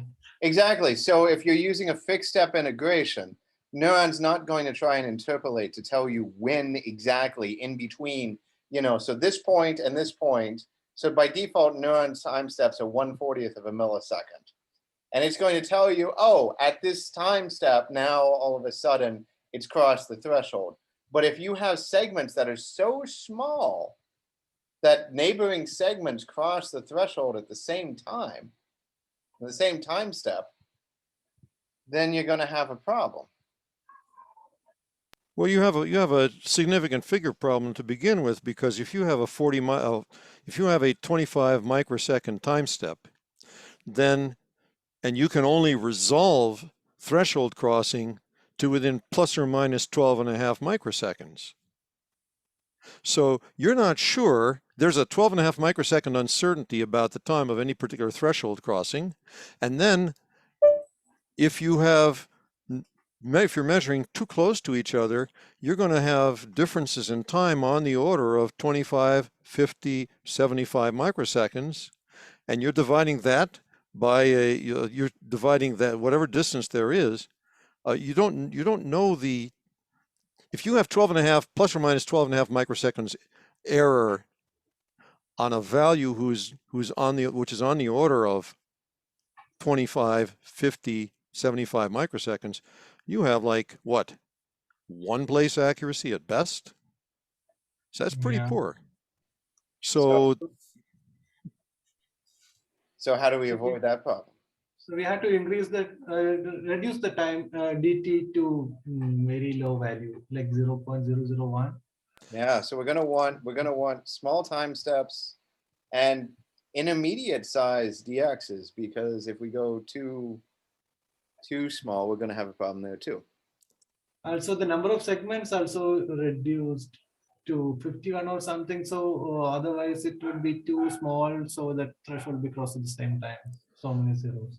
That was exactly my reasoning. For modelers, the solution is make the axon real long, okay, so that you're far from the sealed ends, and you can measure over a long distance where the action potential waveform is not changing. Okay. With the smaller dt and long axon, it will take forever to do the simulation. No. No, I mean, this is an easy simulation. This is not a complicated calculation. No, he's already with nseg of 1001. He's already solving on the order of 4,000, 5,000 ordinary differential equations. Yeah, in Google Colab it works. In laptops and all, it takes more, like 3-4 minutes. No. Oh. Google, I promise you, Google Colab does not, the free version of Google Colab does not give you a high-end machine. I see. Yeah. What it does do that unfortunately does not play, so NEURON has the ability to support GPUs, but it's a little bit finicky to set up, and which means that it does not play with Google Colab at the moment. But one of the things that's really nice about Google Colab is it does give, if you're doing like machine learning kind of stuff, it does give you access to machines with GPUs. So if you want to use like PyTorch or TensorFlow or something like that, it's a great environment for that. But otherwise, just routine calculation. No, the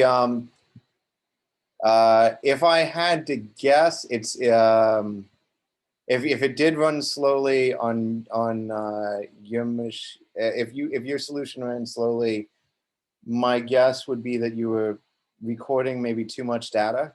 I don't know. So one way of doing this. Yes, I was recording all of that in an array. All these voltages in axon, every segment.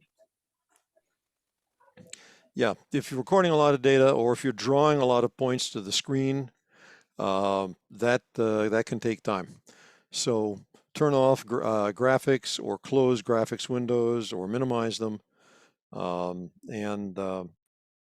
only strategically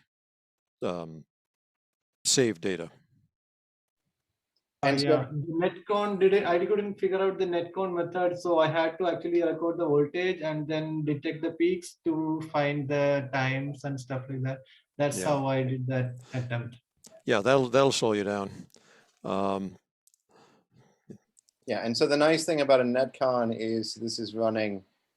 So what I can do, the conceptual model though is, I have, in my case, I use NSEG of 51, which is why you can see that you can see the individual points a little bit in the jitter there. But at every point, I just recorded when the action potential crossed that point.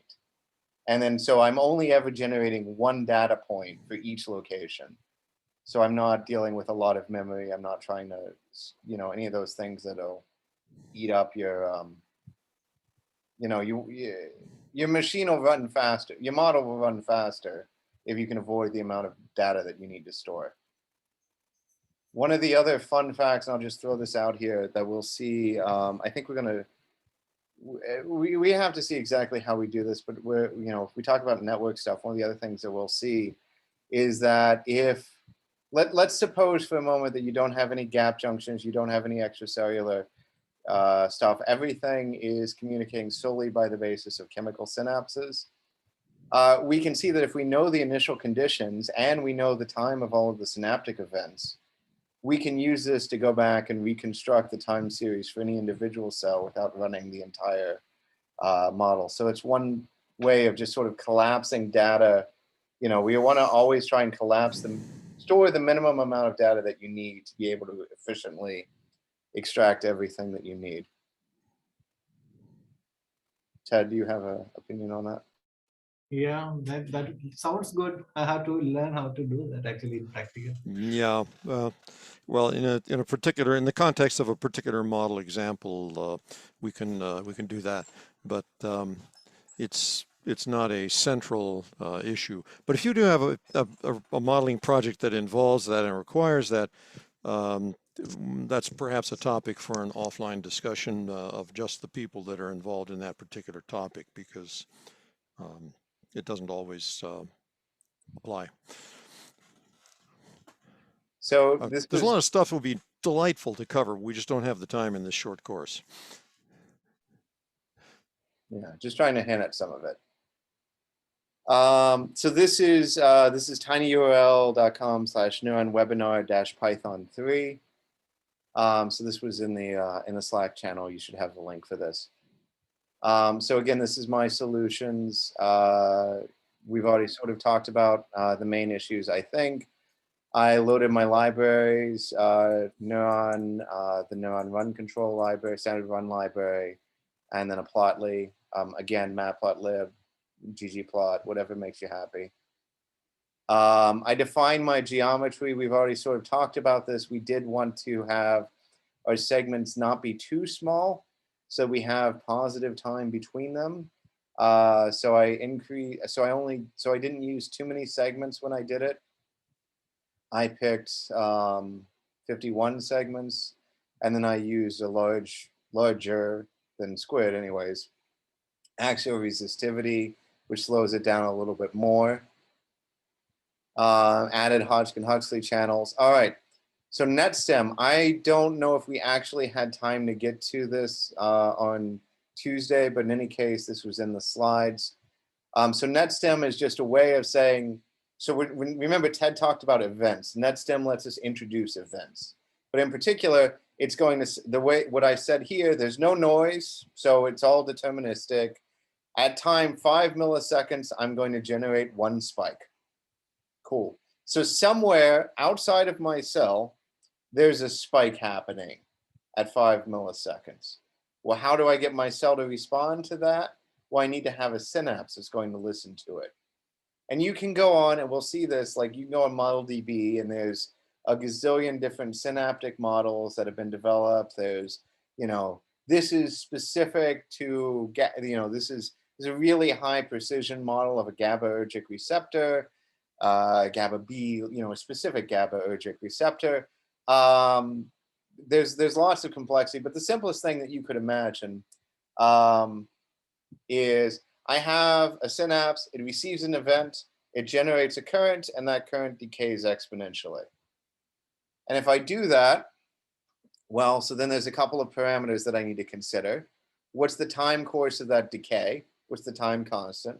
So here I'm just going to say that my current decays with a time constant of 5 milliseconds.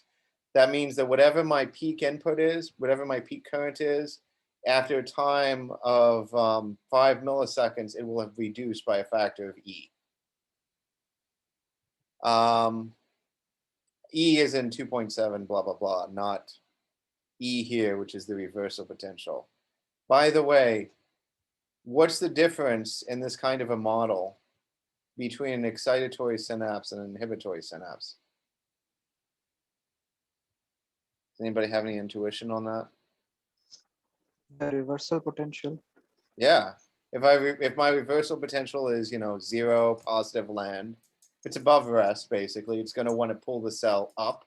It's going to make the cell more likely to fire. If it's below rest, it's going to pull the cell membrane potential down. It's going to make the cell less likely to fire. So here, 0 millivolts is certainly above the cell's membrane potential most of the time. So this is going to be excitatory.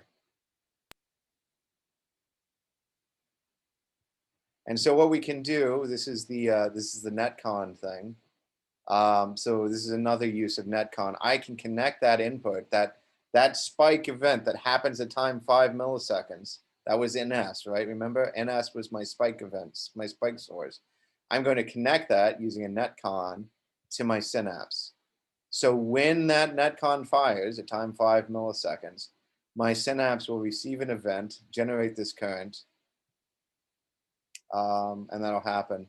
And then one other thing that we take is that NetCon, every synapse is going to have some weight. And you can think of this, and that the synaptic state is kind of actually potentially, you know, you could imagine learning models, really complicated models, where there's a lot of other synaptic states. So technically the weight is a vector, but in any case, the 0th component really just does indicate the strength of the synapse. So in this, yeah, go ahead.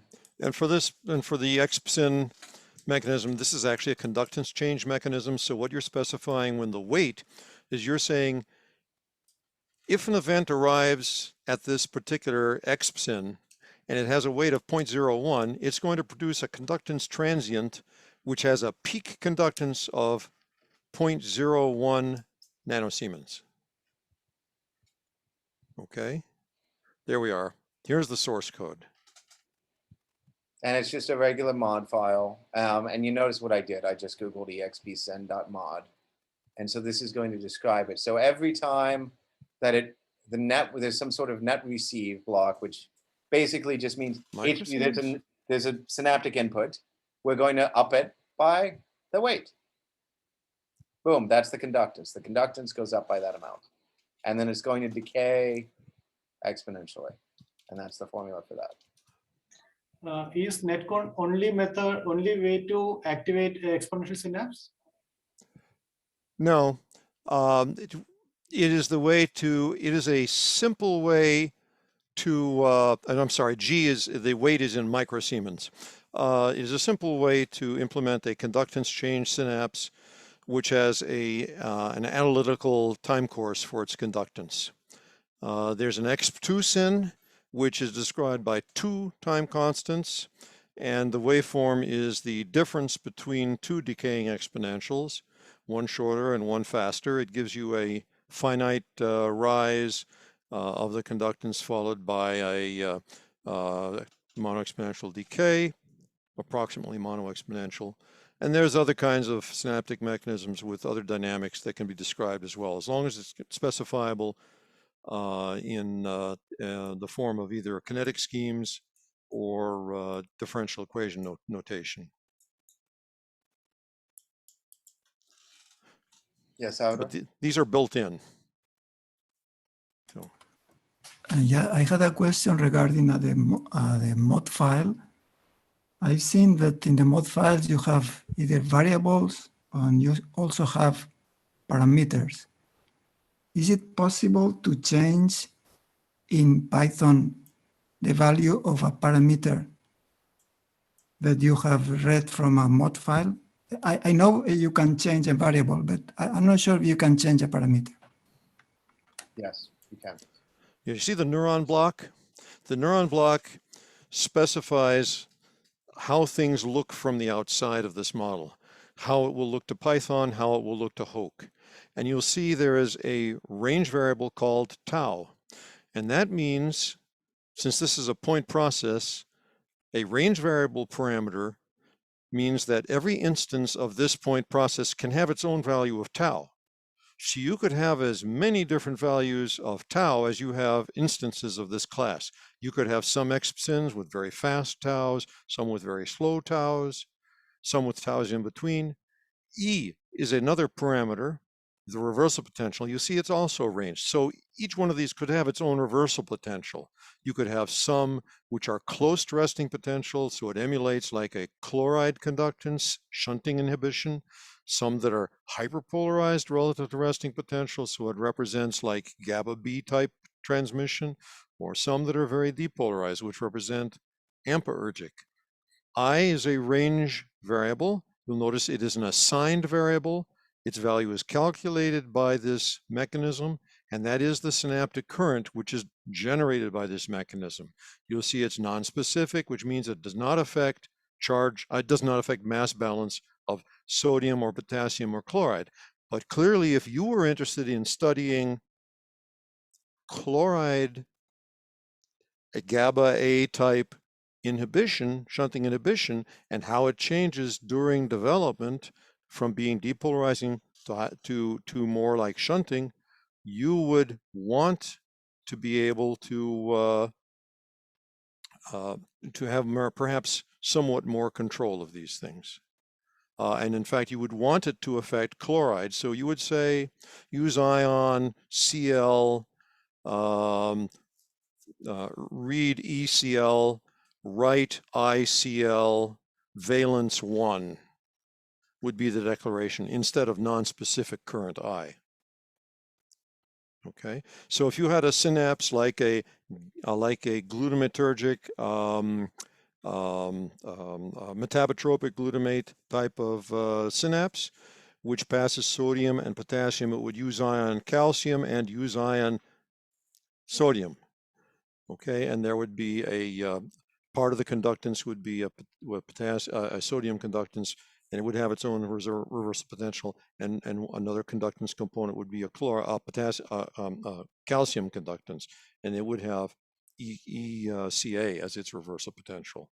Okay, and you would calculate the sodium and the calcium components of the synaptic current separately in the breakpoint block. So you can do a lot of things with these. Okay, thank you. And just real quick, so here you'll see, for example, tau and E that we saw were in the parameter block. And importantly, I guess they're only available here because they were specified in that NEURON block as well. But tau and E are configurable. Well, if they weren't, parameters, if they're not declared to be range, they will be by default global. And so if tau were not declared to be a range variable, every instance of xpsin would have exactly the same tau. Yeah, but so then that goes into how you change. You can't unfortunately change them through. You can't change globals through an instance, which is No, probably unfortunately, no. There's a unfortunate. global variable. It's a slightly different syntax. And frankly, for synaptic mechanisms, we don't want to be doing that because we really want you to be able to do multi-purpose things. We want you to not have to write a separate mod file every time you need a new synaptic mechanism. Okay? If they have similar differential equations describing them, we want you to be able to just change the taus and the reversal potential and have it work. Okay? And so that's why they're implemented the way they are. And one more thing, like if you don't mention the weight, NC dot weight, if it is not the mentioned, then there's a default value which is supplied. 0. Yep. Synapse doesn't do anything unless its weight of the NetCon that drives it is non-zero. Any non-zero value will do. Well, and any non-zero value will cause it to change by a non-zero amount when you. Yeah. However, you're going to want this to be a positive number. Here. Yeah, there are no ion channels that we know of that have negative, really, truly negative conductances. Cells Okay. could synthesize their own ATP while pumping sodium against its concentration gradient. But if you don't define NC dot weight, what would be the value of that? If it's 0. 0. You don't set it at 0. Okay. And I mean, that's it. By the way, so some of these things, you know, NEURON has all of these defaults and you want to know what NEURON's default is, just construct it and ask. Everything in NEURON is intended to be readable.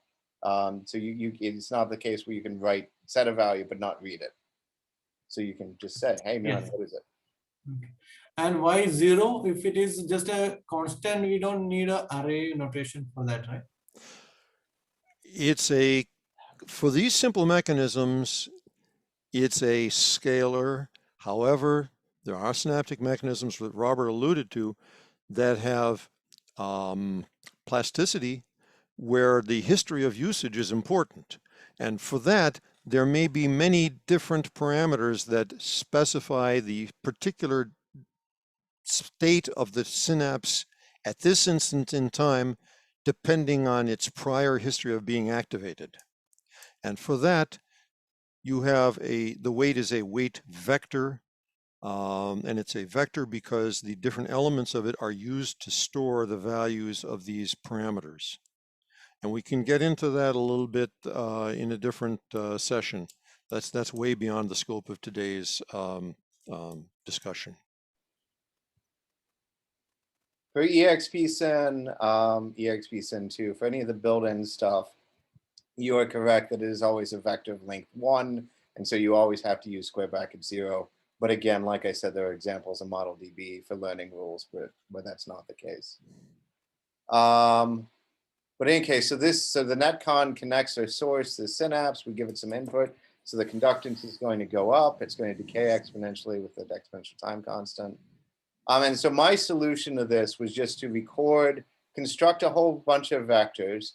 So this notation, I think we may have seen it in the Python stuff, but what this is building a list of vectors, one for each segment in the axon.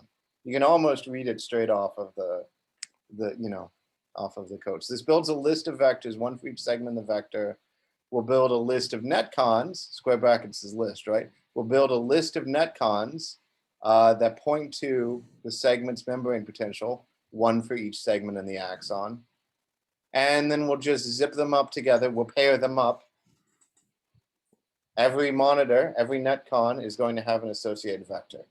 And so what's going to happen is as the wave propagates, it's going to cross some threshold, whatever, in this case, we're using NetCon's default potential, which I want to say is 10 millivolts. But you can check by asking it. but well, so every time that it crosses the threshold, which is going to be exactly once in our case, it's going to insert into the complete threshold. Yeah. How to check the threshold? How to ask for it? So remember, let me switch my sharing real quick here. Where's my slides? Here's my slides. So blah blah blah blah blah blah blah blah blah. So when we talked about NetCon, we set a threshold. When we set NC dot threshold to be 0 millivolts, we could also just ask for, well, what is NC dot threshold? Okay, sure. And the default units here, because it's not going to give you a millivolts back, but the units are in millivolts by default. Okay. So generally speaking,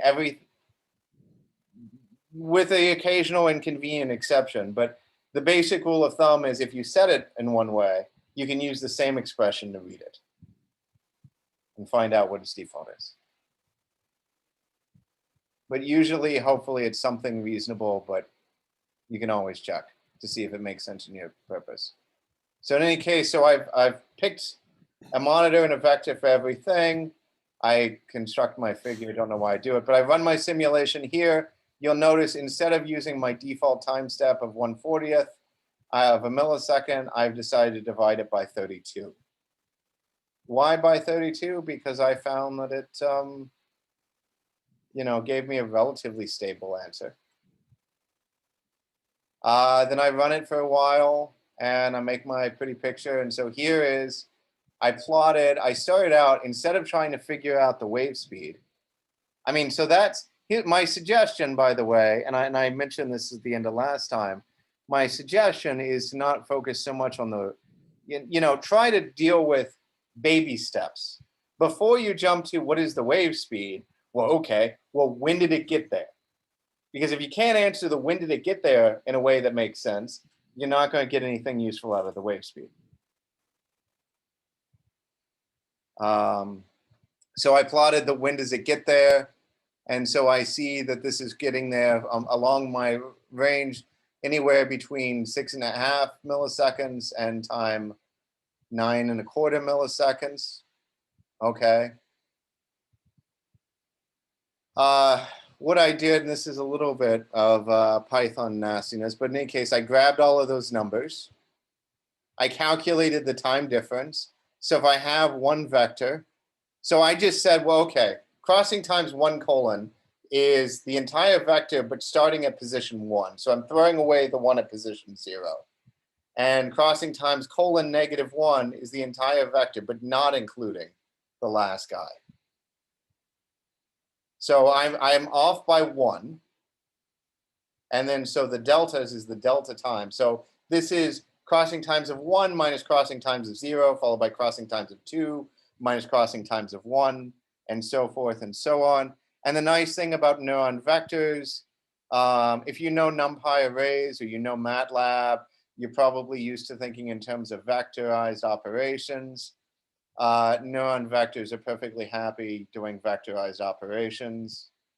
In Python, don't try doing this in Hoke, it's not going to work. But in Python, they behave exactly the way you'd want them to. So you have deltas, so then we can calculate the speed. Distance is equal to rate times time. And then use that and then plot our action potential speed as a function of position. And that's really it. What I did, incidentally, to get a graph like the red one was, we'll notice, so the red one here has the fundamental property that A, there's a change in the middle, and B, after that change in the middle, the right half goes slower. Well, what morphological change could cause the right half to go slower? Well, if the right half was smaller, there's less path, if it was more narrow, there's less paths for current to flow, so the wave's going to go slower, more resistance. And so this is exactly what I did here. So here, I just said, if I'm on the right half of my axon, Give me a smaller diameter. And that's when I ran it and I got this this shape of the red one, which matched qualitatively, at least, the picture in the slides. So does that make sense? Yes, actually, I tried making two segments, two axons of one of a bigger diameter, one is of half diameter, and then try to connect. And the junction didn't come out well. It shooted high because there was no time gap between the action potential before and after the axon, something like that. I don't know. It didn't come out like this. No time gap. I think we'd have to see the code and see the Yeah, number of segments comes different. Like I earlier in the single axon case, I made 51 segments, and in two axon case, I made 25. And so maybe that's why the issue came, I thought. I mean, that should be roughly equivalent. I'd wonder about what would I wonder about? I'd wonder if the axons were long enough to actually see a meaningful difference. I did the 500 micrometer instead of one long 1000 micrometer. Okay, maybe the way to do this is if you want to post on Ask Tutors, Yeah, we'll take a look. In principle, that should have been essentially the same. okay. And actually, so there's a fun fact, by the way. If you want to specify anything as an exact location, so if I'm ever specifying, I have a current clamp, and I say that current clamp is going into the 0.371 location on the axon. Well, no, it doesn't. What it actually does is it goes into the segment that contains the 0.371 location. But if I want it to be at an exact distance, one of the things that people do is they'll make a section, instead of having one long section, that's the axon, let's say, they'll have one that's exactly the length that they want, and then one that's the rest, and then they'll insert it at the end of the section. So that's actually the trick for getting something at an exact location. and so this is exactly how it is that we don't like to attach a child branch to the middle of the parent somewhere, because we don't want the point of attachment to depend on the spatial discretization of the parent section. So if we are concerned about exactly how our branched dendritic trees or our branched axons are set up, we always contrive to make sure that every time there's a branch point, it's the end of some section and the beginning of a new section. And that way we have control of the exact location where any child branches are attached to the parent. Okay, the only exception is if we're interested in modeling spines. And if we're interested in modeling spines, then if you are doing a very precise experiment, like you're saying, we're going to study the interaction of spines that are separated by particular distances along the parent dendrite. Yes, we will construct, instead of a single parent dendrite, we will chop that parent dendrite into 3 pieces and put one spine at the junction of 2 of those pieces, and the other spine at the junction of the other 2 of 2 of the pieces, with a common piece in between. If, on the other hand, we just want to make a network, a pyramidal cell where there's a certain density of innervation of the apical tree, we may just say, okay, I've got 500 synapses I want to attach to the cell. Let me just make sure I've got adequate spatial grid, adequate spatial discretization for numerical precision, and then I will just generate range values at which I will attach my spines, and some of the spines are going to end up attached to the same segment, other spines are going to be attached to different segments.